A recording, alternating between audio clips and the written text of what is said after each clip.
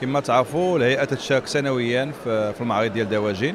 تنتواجدوا هنا في الاواق ديال الهيئه باش نستقبلوا اولا اطباء البيطره اللي تيزورونا، وكذلك الناس الفلاحه اللي تيبغيو استشارات ولا تيبغيو يعرفوا التوزيع ديال الاطباء البيطره في المملكه المغربيه، ولا الدور اللي يقدروا يقوموا به الاطباء البيطره من المساعده لا من الجانب الصحي ولا من الجانب التعطيري ديال الضيعات انتاج البيض واللحم الدجاج والديكا اومي.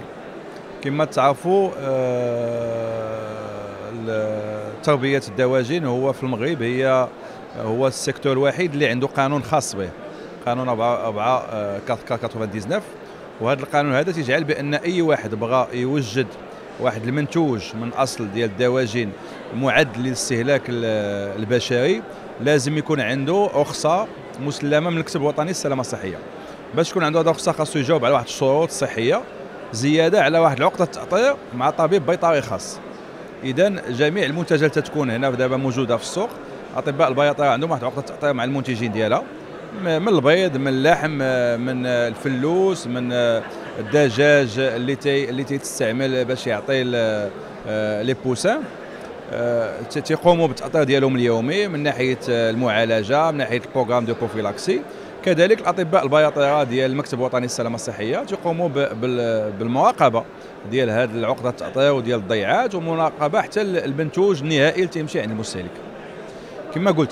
كما قلت ان الهيئه تقوم بهذا العمل ديالها بالطرف تنساهموا مع الدوله في الاستراتيجيات ديال والتعطير ديالنا، استراتيجيات ديال التربيه ديال الحيوانيه في المملكه المغربيه.